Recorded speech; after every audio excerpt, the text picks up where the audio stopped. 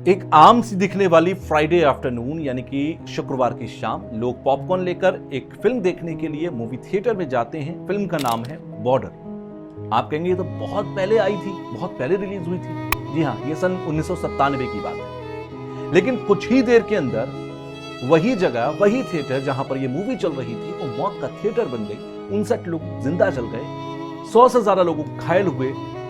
पर सबसे बड़ा सवाल इस पूरे अग्निकांड और उसके बाद ये सामने आया कि 27 साल हो चुके हैं, आज भी इंसाफ अधूरा का अधूरा है। नमस्कार, मैं हूं आपके साथ तुषार कौशिक और आप देख रहे हैं एक और मेरे साथ वीडियो, जिस वीडियो में मैं आपको बताऊंगा कि इंसाफ अधूरा आखिर क्यों है। 13 जून 1997 सुबह 6:55 दिल्ली के उपहार सिनेमा के बेसमेंट में एक ब्लास्ट होता है। यह ब्लास्ट दिल्ली विद्युत बोर्ड के ट्रांसफार्मर के अंदर हुआ था, जो सिनेमा हॉल के बेसमेंट की पार्किंग के अंदर था। फायर ब्रिगेड बुलाई गई, आग को कंट्रोल भी कर लिया गया, पर जो सबसे बड़ी गलती हुई वो थी ट्रांसफार्मर की रिपेयर के बिना, प्रॉपर अर्थिंग के बिना, प्रॉपर बिना इंसुलेशन के और सेफ्टी गाइडलाइंस का ख्याल किए उस ट्रांसफार्मर को वापस से चालू कर दिया गया। शाम का शो था, 4:55 का समय था। मूवी चल रही थी बॉर्डर, जिसमें देशभक्ति का जुनून और थिएटर में लोगों का जोश छाया हुआ था। यह वो समय था जब बॉर्डर फिल्म हर किसी की जुबान पर थी। लगभग 400 से ज्यादा लोग उस ऑडिटोरियम के अंदर मौजूद थे। शाम 4:55 का समय आया। उसी वक्त पर ट्रांसफार्मर दोबारा से ब्लास्ट करता है और इस बार आग बेसमेंट में खड़ी गाड़ियों को अपनी चपेट में लेती है और उन गाड़ियों का फ्यूल बनता है मौत का समय। आग लिफ्ट से, शाफ्ट से, सीढ़ियों से और वेंटिलेशन से ऑडिटोरियम तक पहुंच जाती है और फिर जो हुआ वो किसी डरावने सपने से कम नहीं था। इमरजेंसी एग्जिट्स पूरी तरह ब्लॉक थे। कुछ पर तो अनऑथराइज्ड तरीके से एक्स्ट्रा सीट्स लगा दी गई थी ज्यादा मुनाफा कमाने के लिए। दरवाजे पूरी तरह लॉक थे। ऑडिटोरियम के अंदर अगर देखा जाए तो धीरे धीरे धुआं भरने लगा। लोग अंधेरे में फंस गए। पब्लिक अनाउंसमेंट सिस्टम फेल हो गए और इमरजेंसी लाइट्स पूरी तरह काम करना बंद कर चुकी थी। लोग चिल्लाते रहे, भागते रहे, दौड़ते रहे और ऑडिटोरियम में एक दूसरे के ऊपर गिरते रहे, लेकिन हवा में भरते धुएं ने उनकी सांसें खींच ली। सिर्फ 15 मिनट लगे थे और 59 लोगों की जान चली गई थी। कुछ लोग जिंदा जल गए और कुछ लोग दम घुटने की वजह से वहीं पर मर गए। 100 से ज्यादा लोग घायल भी हुए और यह सब हुआ नेशनल कैपिटल यानी कि हमारे देश की राजधानी दिल्ली, दिलवालों की दिल्ली के अंदर। जी हां, सबके सामने यह होता रहा, लेकिन कोई कुछ ना कर सका। इस बीच एक नाम आपको मैं बताना चाहता हूं, वो है कैप्टन मनजिंदर सिंह भिंडर। वो एक इकलौते ऐसे ऑफ ड्यूटी आर्मी ऑफिसर थे जो अपनी फैमिली के साथ मूवी देखने आए हुए थे, लेकिन जब आग लगी उन्होंने अपने परिवार की चिंता नहीं की। 150 से ज्यादा लोगों को ऑडिटोरियम से बाहर निकालने में मदद की और आखिर में वो खुद अपनी पत्नी और 9 महीने के बेटे के साथ इस ट्रेजेडी का शिकार बन गए। उनकी इस शहादत को, उनकी इस बहादुरी को लोग आज भी याद करते हैं। जब इस पूरे मामले की इन्वेस्टिगेशन की गई तो सब कुछ सामने आने लगा। ट्रांसफार्मर के फॉल्टी रिपेयर, प्रॉपर इंसुलेशन का ना होना, अनऑथराइज्ड सीट्स का होना और इमरजेंसी डोर्स का लॉक रहना, साथ ही साथ फायर इक्विपमेंट का नॉन फंक्शनल होना, यह सब कुछ सिर्फ एक नेग्लिजेंस नहीं था, यह सिस्टम फेलियर था। दिल्ली विद्युत बोर्ड, उपहार के ओनर्स, रियल एस्टेट के बड़े नाम सुशील और गोपाल अंसल, सब इसमें दोषी पाए गए। इस घटना के तुरंत बाद विक्टिम्स के परिवार ने मिलकर बनाई एक संगठन जिसे नाम दिया गया एसोसिएशन ऑफ विक्टिम्स ऑफ उपहार ट्रेजेडी। इसे लीड किया नीलम और शेखर कृष्णमूर्ति ने, जिन्होंने अपने दोनों बच्चों को इस आगजनी के अंदर, इस अग्निकांड के अंदर खो दिया था। एवीयूटी यानी कि एसोसिएशन ऑफ विक्टिम्स ऑफ उपहार ट्रेजेडी ने इस फाइट को सिर्फ एक लीगल बैटल नहीं बनाकर रखा, बल्कि इसे एक मिशन बना दिया। 2003 में ट्रायल कोर्ट ने अंसल ब्रदर्स को 2 साल की सजा सुनाई, पर सिस्टम फिर से फेल होता दिखाई दिया।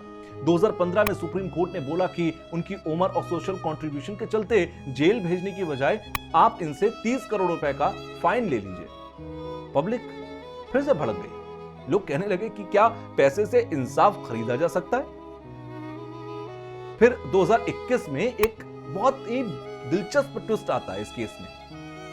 सीबीआई ये रिपोर्ट करती है, इन्वेस्टिगेशन के जरिए ये प्रूफ ला कर देती है कि इस पूरे मामले के अंदर जो सबूत थे उनको छिपाया गया था। सीसीटीवी फुटेज पेश की गई जिसमें अंसल के लोग सबूत मिटाते हुए दिखाई दिए। 2021 में उनको फिर से 7 साल की सजा दी गई, लेकिन 2022 तक आते आते उनकी उम्र का हवाला देकर उन्हें फिर रिलीज कर दिया गया और सिर्फ 1 साल बाद रिलीज करते हुए कहा गया कि उनकी उम्र जो है वो बहुत ज्यादा है, इसलिए उन्हें रिलीज किया जा रहा है और इंसाफ फिर से अधूरा रह गया। इस पूरे वक्त में लोगों ने कभी ये ट्रेजेडी भूलने नहीं दी। 2023 में नेटफ्लिक्स पर एक रिलीज हुई सीरीज जिसका नाम था ट्रायल बाय फायर, जिसमें नीलम और शेखर कृष्णमूर्ति की कहानी दिखाई गई। राशि देशपांडे और अभय देओल के स्ट्रॉन्ग परफॉर्मेंस ने नई जनरेशन तक इस घटना को पहुंचाया और सीरीज ने एक बार फिर से पब्लिक सेंटिमेंट को जगा दिया। यही वो सीरीज थी जिसने नई पीढ़ी को यह बताया कि आज से 27 साल पहले उन्हीं की इस दिल्ली के अंदर, उनकी देश की राजधानी दिल्ली के अंदर एक ऐसी घटना घटी थी जिसके बारे में शायद आधे से ज्यादा नई पीढ़ी के लोगों ने सुना तक नहीं था, लेकिन अब सब जानते हैं। सुप्रीम कोर्ट ने 2015 में एक और ऑर्डर दिया था कि जो जुर्माने की राशि ली जाएगी अंसल ब्रदर्स से, उससे ट्रॉमा सेंटर बनाया जाएगा दिल्ली के अंदर, specially burn and emergency victims के लिए। पर 2025 आ चुका है, 10 साल बीत चुके हैं, वो ट्रॉमा सेंटर सिर्फ कागजों पर है। एसोसिएशन ऑफ विक्टिम्स ऑफ उपहार ट्रेजेडी ने फिर से कंटेम्प्ट पिटीशन फाइल की और सुप्रीम कोर्ट ने दिल्ली गवर्नमेंट को नोटिस भेज दिया इस साल। लेकिन सोचिए, जिनके परिवार जल गए उनके लिए एक प्रॉमिस था ट्रॉमा सेंटर बनाने का, 10 साल बाद तक वो भी पूरा नहीं कर सकी सरकार। उपहार के बाद सबने कहा कि अब ऐसा दोबारा नहीं होगा, लेकिन असल सच क्या है? उपहार के बाद भी ऐसा होता है। उपहार के अंदर जो आग लगी वो आज भी दिल्ली के अंदर बिल्डिंग्स में लग रही है। दर्जनों फायर इंसिडेंट्स ऐसे हो चुके हैं और ऐसे अग्निकांडों के अंदर देखा गया कि साफ तौर पर फायर इंसिडेंट्स में सेफ्टी नॉर्म्स को ओपनली वायलेट किया गया था और लोगों की जान गई। जैसे 2019 में आपको याद होगा, करोल बाग के अंदर होटल अर्पित पैलेस में ऐसी ही आग लगी थी, 17 लोगों की मौत हुई थी और वहां पर जो पाया गया इन्वेस्टिगेशन में, सुनिए, कि फायर एस्केप पूरी तरीके से ब्लॉक थे, यानी कि आग लगने के वक्त जिन रास्तों से भागना चाहिए उन्हें ब्लॉक कर दिया गया था पहले ही। वहां पर सामान रखा हुआ था, वहां पर फायर अलार्म्स पूरी तरह फेल थे। 2022 मुंडका कमर्शियल बिल्डिंग में आग लगी थी, यहां पर 27 लोगों की मौत हुई थी। इलीगल ऑफिस था, कोई एनओसी नहीं थी, कोई इमरजेंसी एग्जिट नहीं थी और 27 लोगों की मौत हो गई। फिर 2024 विवेक विहार के एक बेबी केयर हॉस्पिटल की घटना आपको याद होगी, वहां सिलेंडर ब्लास्ट हुआ था, 7 नए बच्चों की जान गई थी। ये सिर्फ कोई एग्जाम्पल्स नहीं है, ऐसी दर्जनों घटनाएं हुई। 1997 के बाद से लेकर आज तक के 27 सालों में अगर देखा जाए तो दिल्ली के अंदर कहा जाता है कि 20,000 से ज्यादा ऐसी आग लग चुकी हैं और उसमें 2,000 से ज्यादा लोगों की मौत भी हो चुकी है। मेजॉरिटी केसेस में अगर आप देखेंगे तो फायर सेफ्टी कंप्लायंस मिसिंग थी।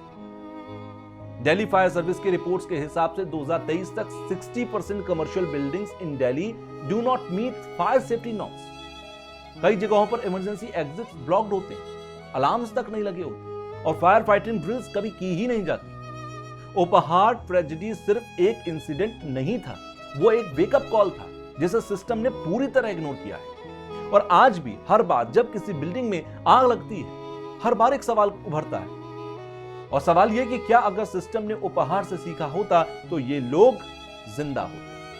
आज भी हर साल 13 जून को ग्रीन पार्क में उपहार सिनेमा घर के बाहर कैंडल्स जलाई जाती हैं।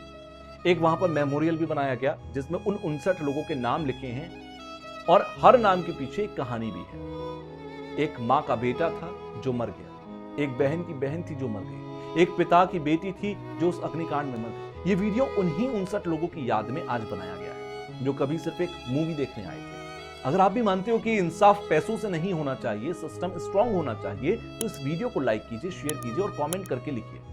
आपका एक शेयर, एक कमेंट किसी और को जगा सकता है। हो सकता है ये वीडियो कोई अधिकारी देख रहे हो, कोई मंत्री देख रहे हो और उनकी आत्मा जाग जाए। इस वीडियो को लाइक करिएगा, कमेंट जरूर करिएगा और लिखिएगा जस्टिस शुड नेवर एक्सपायर और सब्सक्राइब जरूर कर लीजिएगा ताकि हम आपके लिए ऐसी सच भरी वीडियोस लेकर आते रहें और हमारा हौसला बढ़ता रहे। गुड बाय, मिलते हैं अगले वीडियो में।